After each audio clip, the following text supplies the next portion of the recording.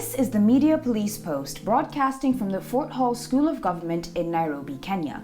In this show, we police the state of truth in the Republic. And because truth is communicated to us by journalists and analysts, we have made it our civic duty to put it to the test. We advance from two confirmed truths about the media. One, and according to Roger Stone, the media is either lazy or evil. And for the most part, it is both evil and lazy. That is why the truth, their truth, must be put to a test. And two, the journalism is verified gossip. In fact, what is presented to us as news analysis is gossip that has been verified by journalists. This gossip has to be ground truthed. We will assess the state of truth in what they submit to the Republic, and we will pass verdict on what is true and what is not. For the record, we are not journalists, we are thinkers. We are not lazy or evil, and we do not verify gossip. What we give you is the truth that sets you free. On today's show, we will discuss ideas that reflect unformed and uninformed opinions and ideas that made you stupid. These are narratives that fell into the cognitive trap of we see things as we are, not as they are, narratives based on conjecture history, and those that smack of envelope journalism. Welcome, AX and GK. Thank you. So, over the weekend, William RUTO and his running mate Rigathi Gachagua were cleared to run for the president and deputy presidency, respectively, by the IEBC. Seated behind him as he submitted his papers were a mama mboga and a boda boda operator, the quintessential hustlers of the hustler nation, and ostensibly the reason why William RUTO is running for president. It is clear that they were there to signal to RUTO's base that he was running for them and reinforce their centrality to his candidature. And in this signaling, two human beings with hopes, dreams, and a purpose were reduced to nothing more than a prop in the theater of politics, a token for William RUTO to speak to and bolster his hustler credentials where his record, history, and platform have failed. And this is what I would like to talk about today. Now, a prop is an object used on stage or by screen actors during a performance or screen production. In politics, props are carriers of symbolic meaning that are constructed during a performance and acted in a political space. But to my mind, a political prop serves another purpose. In acting as carriers of symbolic meaning, they are also designed to fill gaps in a campaign platform and messaging. They are designed to pander and even overwrite a candidate's history, record, and rhetoric. Case in point, Donald Trump. Trump strategically placed Black Trump supporters in campaign rallies in order to signal to his base that he is not racist when the facts say otherwise. Now, is this what William RUTO did? Deploying mama mbogas and boda boda operators as political props to shore up his hustler credentials when the facts say otherwise? Let us examine the facts. Was RUTO thinking of the hustlers when, as the head of the YK92 committee, he devalued the currency they rely upon to make a living by printing billions of shillings? Was RUTO thinking about the hustlers when in 2001, and according to the 2004 report of the Commissioner of Inquiry into the illegal/irregular allocation of public land, when RUTO allegedly pressured the government into illegally acquiring public land or land held for the benefit of the hustlers he claims to want to uplift?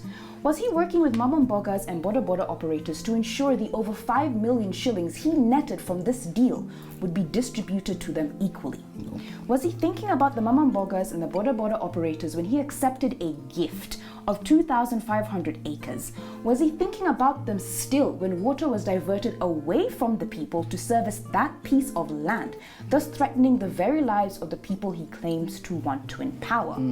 Was RUTO thinking about the mama mbogas and the boda boda operators when he allegedly appropriated land meant for a public school, the very school that would educate the children of the hustler nation? What is my point here?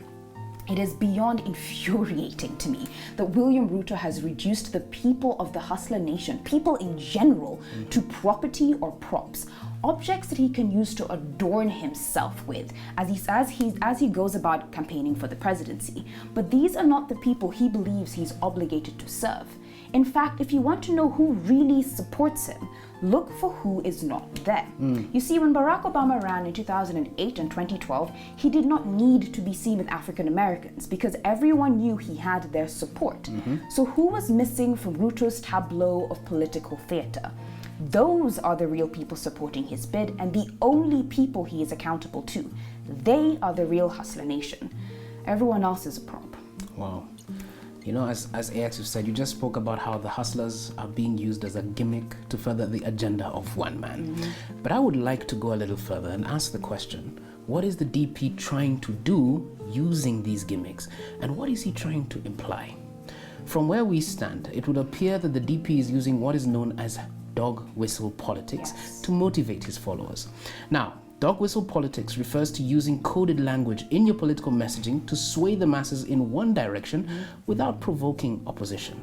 You say something that means one thing to one group, but means something totally different to another group. This is what I believe that William Ruto is doing. He is using the dog whistle strategy to push a dangerous agenda without expressly using those words. Let us look at the evidence before us. In the last week alone, Ruto has accused the media of favoritism, stating that the media has been biased in its coverage of him. This is why he says that he will not participate in the presidential debate this year. Yet, this is all not true. The media may be evil and it may be lazy, but biased against Ruto, it is not. He receives far more coverage than any other candidate, and no one in the fourth estate has taken him to task on his record or credentials. And yet, he will have his supporters believe that the media is biased against him, not because they actually are, but to undermine their credibility wholesale. Now, when a negative story comes out about him, say about the ICC or about countless scandals, it can be shot down with a single cry of bias. Here, the dog whistle is simple. Only I can tell you the truth, no one else. This, my friends, is the hallmark of populism. Second, he informed the international community that our democracy is in jeopardy and the elections are not going to be free and fair. Yet, in 2013 and in 2017, he was content with the system and its actors, going as far as to criticize Baba for questioning the IEBC's competence. Here, the dog whistle is simple. Ruto is telling country that if he loses, it will not be because he has failed to sway the masses. It will not be because the people have spoken. No. If Ruto loses, it will be because it was stolen. That is the only option. Again, another hallmark of populism. And added to this, we cannot forget the decision that was made to make a Mama Mboga, as AX has said, and a hustler his witness at the IBC event. Perhaps here lies the most dangerous dog whistle of them all, because he is reminding his base that this election is indeed hustlers against dynasties. In the past few months, the word dynasty seems to have been omitted from the hustler versus dynasty trope. I wonder if it's because he cannot call himself a hustler if his security and cars are paid for by the state. But by inviting the Mama Mbogas and the border rider, he has reintroduced his narrative without implicating it himself. He is telling them, see, I'm like you, even if I'm not like you. But crucially, he is also telling his voters that this is indeed a class war between the rich and the poor. What is my point here? We are now just 64 days to the election.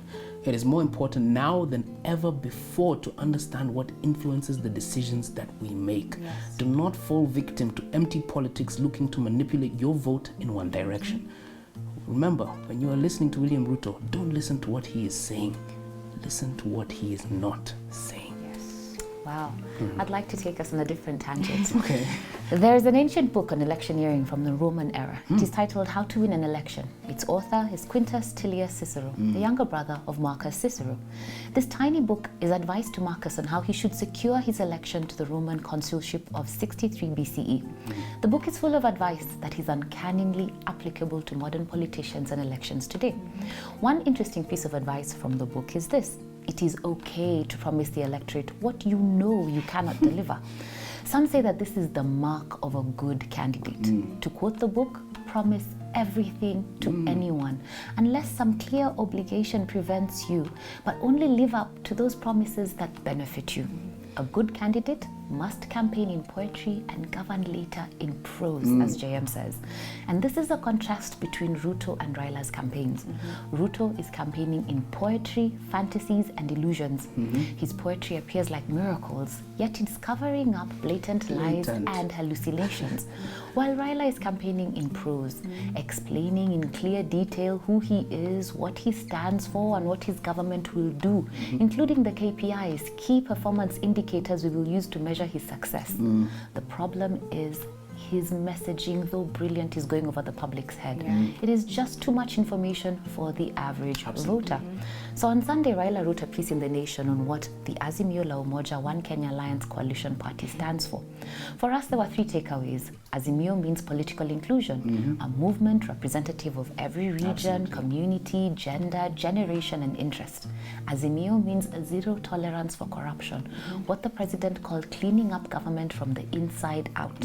Azimio means an all-out war on poverty, unemployment, and hopelessness.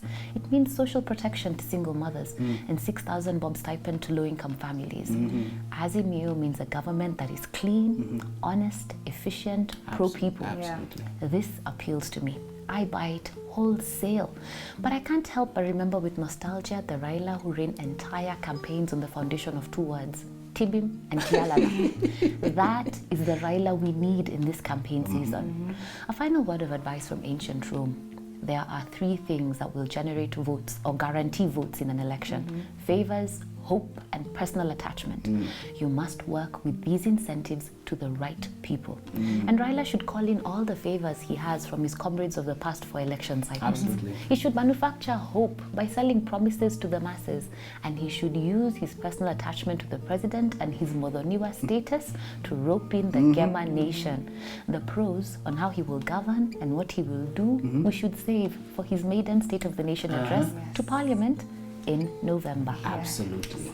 Thank you for joining us on the Media Police Post. See you next Monday. Columnists, we've put you on notice. Bye.